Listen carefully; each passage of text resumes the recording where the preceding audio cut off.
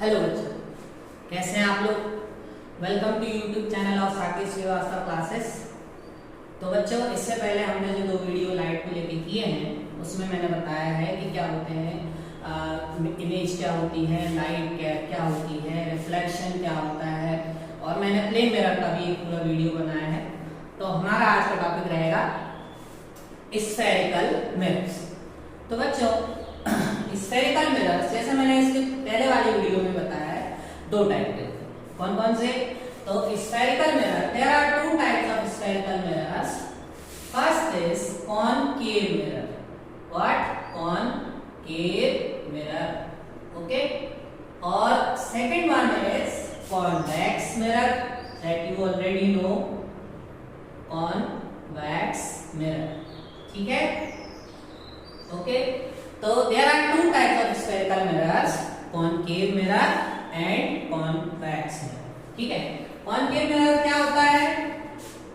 इस टाइप का होता है जिसमें ये पीछे साइड पे कोटिंग होती है। ठीक है? और convex क्या होता है? इस टाइप का होता है जिसमें इस साइड पे कोटिंग होती है। ये कोटिंग काय की होती है? आइदर सिल्वर और एल्यूमिनियम। ठीक है? तो अब इसकी डेफिनेशन समझते हैं। The mirror which have reflecting surface curved inward, यानी कि जिसका जो रिफ्लेक्टिंग सरफेस है वो अंदर की तरफ कर्व्ड हो, that is called concave mirror। ठीक है? ओके। अब now this the mirror which have reflecting surface bulging outward or curved outward, that is called convex mirror। Okay. अब ये आप समझ गए, ये मैंने लास्ट वीडियो में भी आपको बता दिया। बट इंपॉर्टेंट टर्मिनोलॉजी समझते हैं। ठीक है? तो suppose we take case of concave mirror. ठीक है? तो हम कॉनकेव मिरर का केस लेते हैं। तो हमने लिखा कॉनकेव मिरर। अब ये कॉनकेव मिरर से रिलेटेड कुछ इंपॉर्टेंट टर्म्स हमें समझना। तो ये हमारा सपोज ये हो गया कॉनकेव मिरर, इसमें हमने इस साइड पे कोटिंग कर दी है। ठीक है? और इस पॉइंट को हमने नाम दिया M और इस पॉइंट को नाम दिया N। अब एक टर्म होती है that is called aperture, APARTURE। What is aperture? ठीक है? तो देखो, ये जो कॉनकेव मिरर है, ठीक है, इसका ये वाला पॉइंट, मतलब जो ये वाला पॉइंट और ये वाला पॉइंट, इनके बीच की जो डिस्टेंस होती है that is called aperture of the mirror. ठीक है? देखो आप समझो, ये हमारा कॉनकेव मिरर है, इसका ये वाला पॉइंट और ये वाला पॉइंट, इनके बीच की ये जो डिस्टेंस है, यानी कि यहाँ पे ये जो डिस्टेंस है that is called aperture of the mirror. ठीक है? ये था, इतना ज्यादा इंपॉर्टेंट भी नहीं है। अब इंपॉर्टेंट चीज, ये जो मिरर है इसका कोई मिड पॉइंट होगा। तो सपोज इसका मिड पॉइंट ये है। ठीक है? तो इसको क्या बोलते हैं? Pole, pole of the mirror. ठीक है? इसको क्या बोलते हैं? Mid point of the mirror is called pole. ठीक है? It is denoted by capital letter P। अब एक बात बताइए, ये जो कॉनकेव मिरर है ये बना कैसे? आपके पास एक हॉलो स्फीयर रहा होगा, कोई भाई खोखला गोला आपके पास होगा। अब अगर गोला है यानी कि सर्कल है तो उसका कोई ना कोई सेंटर भी रहा होगा। तो इसका ये सेंटर रहा। अब हमने क्या किया, इस हॉलो स्फीयर में से इतना इतना हिस्सा हमने कट कर लिया, ये वाला, और उसके उस साइड पे हमने क्या कर दिया? पेंट कर दिया, या जो भी कोटिंग कर दी। तो ये हमारा क्या बन गया? Concave mirror. अब ये जो कॉनकेव मिरर है ये कैसे बना है? हॉलो स्फीयर से। स्फीयर है तो उसका सेंटर होगा, तो उसका सेंटर यानी कि ये जो कॉनकेव मिरर जिस स्फीयर को कट करके बना है उसका जो सेंटर है वो क्या कहलाएगा? Centre of curvature. तो ये क्या कहलाएगा? हमारा सेंटर ऑफ कर्वेचर।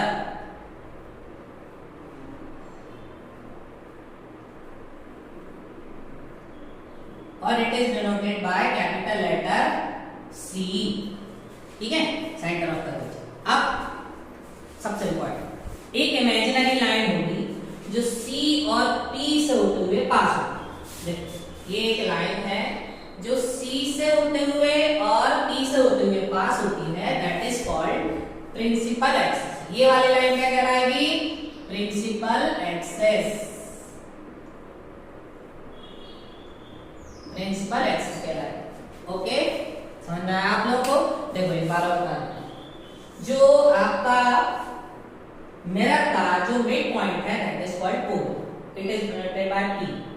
अब ये जो होलो स्फीयर जिस होलो स्फीयर से बना है उसका जो सेंटर पॉइंट है, मतलब उसका सेंटर होगा, उसका सेंटर क्या कहलाएगा? Centre of curvature C। इस पॉइंट पे क्या करेंगे? C। अब एक लाइन जो C और P से होके पास होगी और अगर हम इस पॉइंट पे देखेंगे तो ये हमेशा परपेंडिकुलर रहेगी, तो ये क्या कहलाएगी? Principal axis.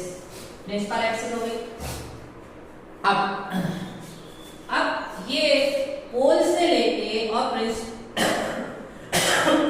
सी के बीच की जो डिस्टेंस है उसको क्या कहेंगे भाई? सेंटर से सर्कल के किसी पॉइंट पे डिस्टेंस क्या कहते हैं? रेडियस। तो उसको भी हम क्या कहेंगे? Radius of curvature. क्या कहेंगे? Radius of curvature.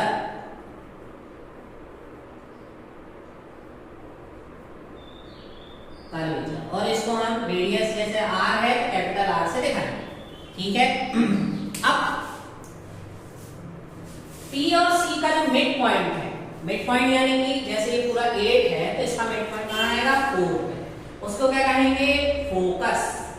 यानी कि जो फोकस होता है वो पोल और सेंटर ऑफ कर्वेचर का मिड पॉइंट होता है। क्या होता है? पोल और सेंटर ऑफ कर्वेचर का मिड पॉइंट। ये क्या कहलाएगा? फोकस।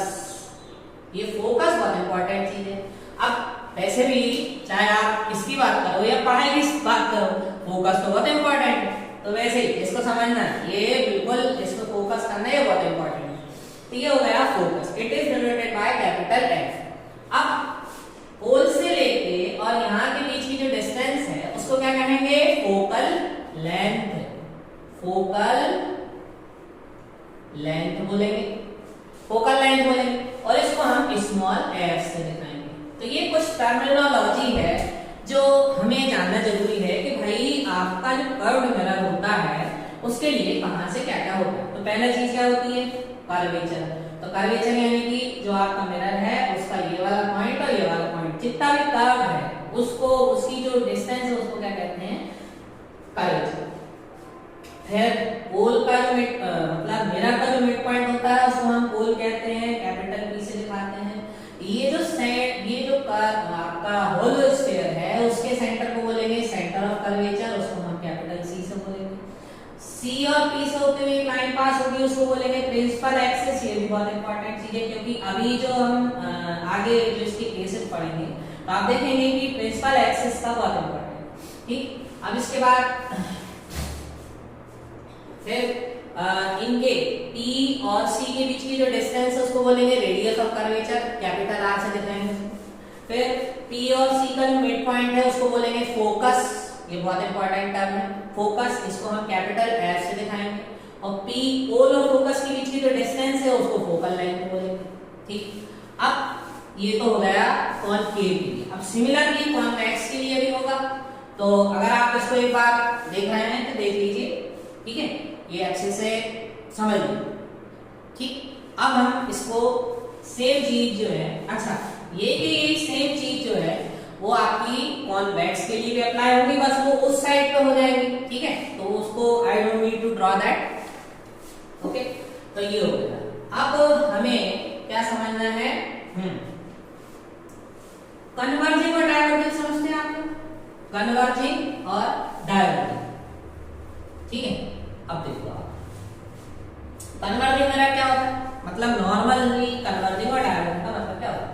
कन्वर्जिंग मिरर मतलब ऐसा मिरर जो पैरेलल लाइट रेज को एक पॉइंट के ऊपर सेंटर करते हैं। यानी कि जैसे ये है, ये आपका कॉनकेव है, तो सपोज ये इसका प्रिंसिपल एक्सिस है और ये एक पैरेलल लाइट रे आई यहाँ से गई, फोकस से जाएगी टकराने के बाद, ये भी फोकस से गई। तो इसने क्या किया? इसने सारी पैरेलल लाइट रेज को एक पॉइंट के ऊपर सेंटर कर दिया यहाँ पे। और भी आएंगी तो वो भी यहीं से जाएंगी, ये भी आएगी तो टकराने के बाद यहीं से जाएंगी। तो मतलब जो मिरर लाइट रेज को एक फैलाने की जगह एक पॉइंट पे इकट्ठा कर दे, क्या करते हैं? एक पॉइंट पे इकट्ठा कर दे, तो उसको बोलते हैं converging mirror. Converging mirror. Okay, तो अब आप कन्वर्जिंग का मतलब समझ गए हो। कन्वर्जिंग मिरर यानी कि ऐसा मिरर जो लाइट रेज को एक पॉइंट के ऊपर इकट्ठा कर दे, that is called converging mirror. तो अब आप देख रहे हैं कॉनकेव मिरर कन्वर्जिंग मिरर है, ठीक है। अब इसका उल्टा होता है कॉन्वेक्स। कॉन्वेक्स क्या करेगा, वो डाइवर्स करेगा। डाइवर्स करना मतलब अगर आप शुद्ध हिंदी में बोले तो फैलाना, फैलाना, ठीक है, अलग अलग डायरेक्शन में दिखाना।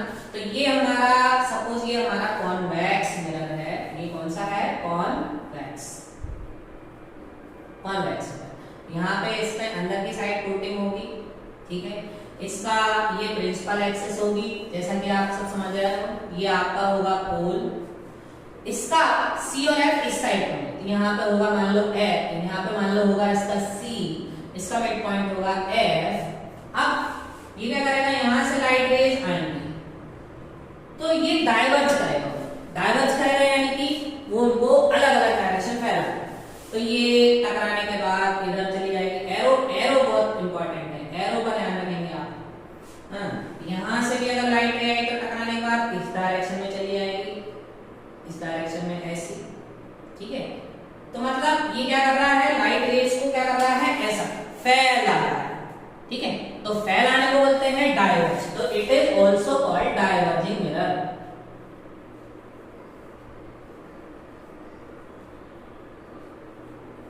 तो आप लोगों को समझ में आया। देखो क्या क्या आज अपन ने पढ़ा, एक समरी देखते हैं। तो समरी में मैं ज्यादा बड़े वीडियो इसलिए नहीं बनाना चाहता क्योंकि वो कभी कभी बोरिंग होता है। छोटा छोटा पढ़ेंगे लेकिन ऐसा पढ़ेंगे कि आपको बिल्कुल क्लियर समझ में आए। तो देखिए हमने पढ़ा कि spherical, there are two types of spherical mirrors, concave mirror and convex mirror. Concave mirror, the mirror whose reflecting surface is curved inward is called concave mirror. It is also called converging mirror क्योंकि ये light rays को एक point के ऊपर इकट्ठा करता है, ठीक। अब इसके फिर हमने सारे टर्म्स पढ़ लिया, उसका पोल पढ़ लिया, उसका फोकस पढ़ लिया, उसका सी पढ़ लिया, सारी चीजें वो मैंने अच्छे से आपको समझा। अच्छा, सिमिलरली कॉन्वेक्स के लिए भी है। तो convex mirror is a mirror whose reflecting surface is bulging outward is called convex mirror. उसमें भी सारी टर्म्स में रहेंगे, पोल रहेगा, जिससे ये बना है उस खोखले गोले का जो सेंटर है वो सी कहलाएगा, उनके बीच का मिड पॉइंट पी कहलाएगा, एक लाइन है जो पी और सी से पास होती है उसको हम प्रिंसिपल एक्सिस कहेंगे, ठीक है। बट ये क्या करता है, लाइट रेज को ऐसा फैलाता है, सभी डायरेक्शन ऐसा फैला है। तो क्योंकि ये फैला में यानी डाइवर्ज करता है, therefore it is called diverging mirror. Okay, तो ये आपको समझ में आ गया। अभी ये काम करता है। अब जब हम इससे जो इसके वो बोलते हैं, क्या बोलेंगे, इमेज फॉर्मेशन के कुछ रूल्स होते हैं। तो मैं आपको रूल्स बता देता हूँ, फिर वो केसेस मैं नेक्स्ट वीडियो में बताऊंगा, ठीक है। तो हम अभी कॉनकेव मिरर के रूल्स लेके चलते हैं। कॉनकेव, तो मैं हर चीज बोर्ड पे लिख तो नहीं पाऊंगा, आप लोग थोड़ा सा लिसनिंग पे ज्यादा फोकस करिएगा, ठीक है। तो कॉनकेव मिरर, अब इसका रूल नंबर 1 क्या कहता है, रूल नंबर 1 ये कहता है कि अगर कोई लाइट रे प्रिंसिपल एक्सिस के पैरेलल इंसिडेंट होती है उसके ऊपर, तो टकराने के बाद कहां जाएगी, वो रिफ्लेक्शन के बाद उसके फोकस होके जाएगी। अब आप इसको डायग्राम से, ठीक है। तो ये हमारा सपोज ये हमारा क्या है, कॉनकेव मिरर है, ठीक है। ओके, ये हमारा इस साइड पे कोटिंग। अब ये हमारी क्या हो गई, प्रिंसिपल एक्सिस, ये हो गया हमारा पोल, अब ये हो गया फोकस और ये हो गया सी, ठीक। अब आप देखो एक चीज में आपको बता, ये जो जितना डिस्टेंस पी से एफ का है उतना ही होना चाहिए, लेकिन क्या आपके एग्जाम में नाप के बनाने बैठे नहीं, लेकिन फिर भी अपने हिसाब से उसको ऐसा बनाना है तो बराबर बराबर देते, नहीं तो ऐसा मत करना कि ये मतलब ये छोटा है और आप सी यहाँ बनाना, नहीं, थोड़ा सा उसका मतलब अपना आईक्यू इस्तेमाल करना। तब देखो, अब रूल नंबर 1 क्या कहता है कि अगर एक लाइट रे प्रिंसिपल एक्सिस के पैरेलल ऐसी इंसिडेंट हो रही, एरो पे ध्यान दीजिए, तो टकराने के बाद कहां जाती है, रिफ्लेक्शन के बाद it passes through the focus of the concave mirror, ठीक है। ये देखो देखो, if a light ray incident parallel to the principal axis, it will pass through its focus after reflection। देखो आप, ये लाइट रे पैरेलल आई, ये हमारी प्रिंसिपल एक्सिस है, इसके पैरेलल आई, दिख रहा है आपको, ठीक है। तो पैरेलल आई, टकराई, टकराने के बाद क्योंकि ये मिरर है तो उस साइड पे जाएगी, टकराने के बाद इधर ही आएगी। तो टकराने के बाद वो कहां से जाएगी, उसके फोकस। सिर्फ ये आप सिंपलिसिटी के लिए मैं एक रे बना रहा हूं, ऐसी कोई सी भी रे नीचे से आए चाहे ऊपर से आए, वो टकराने के बाद इसके फोकस से जाएगी। तो प्रिंसिपल फोकस की डेफिनेशन भी होती है, क्या होती है कि principal focus is a point on its principal axis on which parallel light rays meet after reflection. यानी कि प्रिंसिपल फोकस वो पॉइंट होता है प्रिंसिपल एक्सिस पे जिसके ऊपर सारी की सारी पैरेलल लाइट रेज रिफ्लेक्शन के बाद मिलती हैं। ओके, तो ये हमारा रूल नंबर 1 हो गया। अब इसी का अपोजिट रूल नंबर 2। अब रूल नंबर 2 क्या होता है, इसका उल्टा। इसका उल्टा यानी कि चलिए देखिए, पहले मैं डायग्राम बना लेता हूं फिर आपको समझाता हूं। रूल नंबर 2, ये इसका हो गया F, ये उसका हो गया C। अब इसका उल्टा मतलब, अभी हमने क्या पढ़ा रूल नंबर 1 कि अगर लाइट रे पैरेलल इंसिडेंट होती है तो टकराने के बाद उसके फोकस से जाती है। ओके, अब क्या होगा, अगर कोई लाइट रे F से होके इंसिडेंट होती है, F से होके इंसिडेंट होती है मतलब ऐसी आ जाती है कि वो उसके F से होके इंसिडेंट होती है, तो टकराने के बाद कहां जाएगी, पैरेलल हो जाएगी। ये सेकंड नंबर है। If a light ray incident through the focus of concave mirror, it will become parallel of principal focus after reflection। यानी कि रिफ्लेक्शन के बाद क्या हो जाएगी, वो प्रिंसिपल एक्सिस के पैरेलल हो जाएगी। ठीक है, ये रूल नंबर 2 हो गया। अब रूल नंबर 3। रूल नंबर 3 क्या, रूल नंबर 3 ये बोलता है कि चल पहले लाइट, ये हो गया हमारा, ये हो गया F और ये हो गया C। अब रूल नंबर 3 ये होता है कि अगर कोई लाइट रे C से होके इंसिडेंट होती है, मतलब उसका जो सेंटर है उससे होके इंसिडेंट होती है, ये टकरा, तो मतलब ये आई कहां से, C से, तो टकराने के बाद कहां जाएगी, कहीं नहीं जाएगी, वो C पे ही उसी रास्ते वापस लौट जाएगी। मतलब इस रास्ते आई थी, उसी रास्ते वापस लौट गई। कैसी, ये मिरर है, इस C से होके आई, टकराई, वो उसी रास्ते रीबाउंड हो गई, कहीं नहीं जाएगी, वो उसी रास्ते पे वापस लौट गई। ये हो गया हमारा रूल नंबर 3। अब लास्ट है रूल नंबर 4। ठीक है, अब देखिए रूल नंबर 4 क्या बोलता है कि अगर एक लाइट रे कहीं इंसिडेंट नहीं, सीधा पोल पे होके इंसिडेंट हो जाएगी, पोल पे इंसिडेंट हो जाएगी, तो क्या होगा, कोई रिफ्लेक्शन वाला रूल, जिस एंगल पे आई थी उसी एंगल पे वापस चली जाएगी। ये हो गया हमारा 4 रूल हो गए। तो अब आप क्या करेंगे, ये जो मैंने 4 रूल बताए हैं ये बहुत इंपॉर्टेंट हैं। इन्हीं रूल्स का यूज करते हुए अगले वीडियो में हम पढ़ेंगे कि कैसे एक कॉनकेव मिरर से इमेज का फॉर्मेशन होता है। अब इमेज फॉर्मेशन उसके 6 केसेस होते हैं, तो टेंशन मत लीजिए, मैं सारा आपको एक्सप्लेन करूंगा। तब तक के लिए बाय बाय, टेक केयर। और अगर समझ में आया है तो प्लीज लाइक शेयर सब्सक्राइब और अपने सभी दोस्तों को भी बताइए। ठीक है, और ये जो है इसको अच्छे से, रूल्स को अच्छे से पढ़ लीजिए। ठीक है, ओके, थैंक यू।